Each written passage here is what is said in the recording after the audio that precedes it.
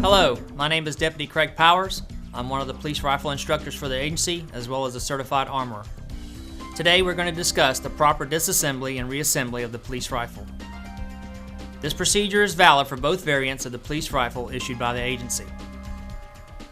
Before you disassemble the weapon, you first need to make sure the weapon is clear and safe.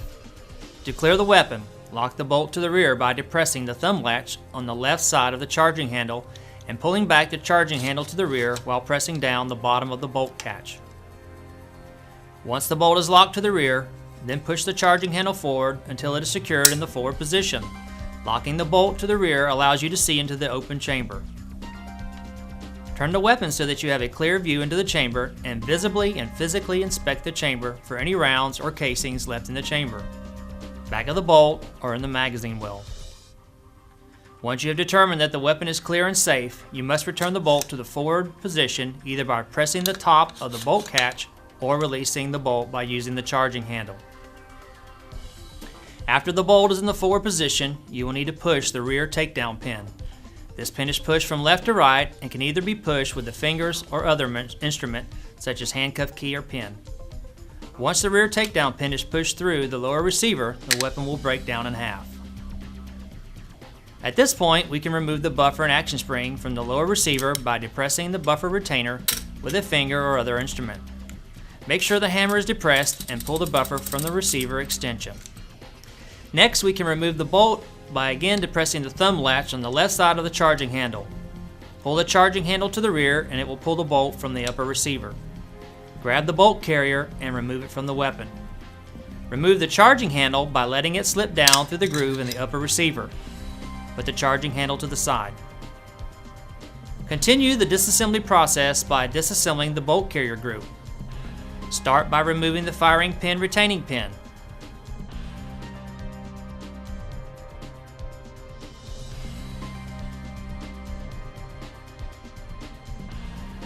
Next, withdraw the firing pin by turning the bolt carrier to the open end in the down position. The firing pin should withdraw easily. Next, push the bolt end into the locked or closed position. Remove the bolt cam pin by turning it 90 degrees so it can be pulled from the bolt carrier.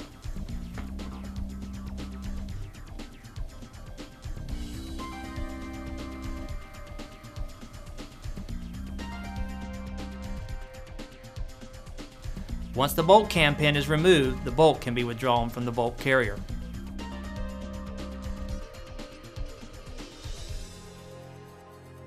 Further disassembly is for authorized armorers only. Reassembly.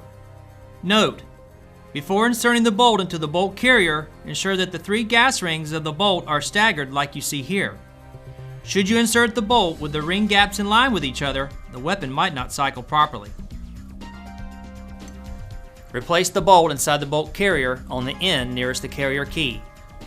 Turn the bolt so that the bolt cam pin will fit into the tapered slot of the bolt.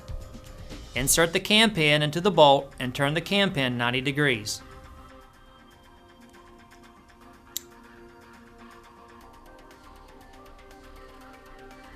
Insert the firing pin into the bolt.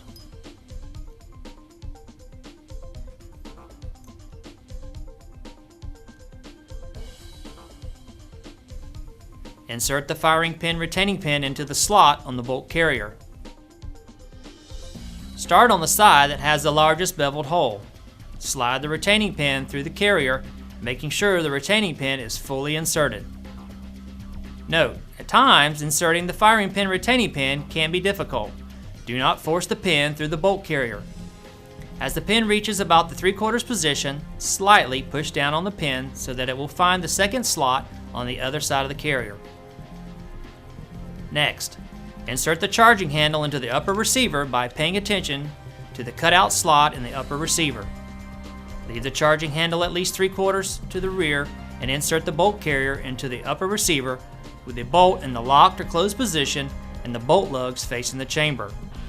Slide the carrier key into the groove of the charging handle and insert the bolt carrier and charging handle to the forward and locked position inside the upper receiver. Insert the buffer and action spring back into the receiver extension with the rubberized end of the buffer entering the extension first.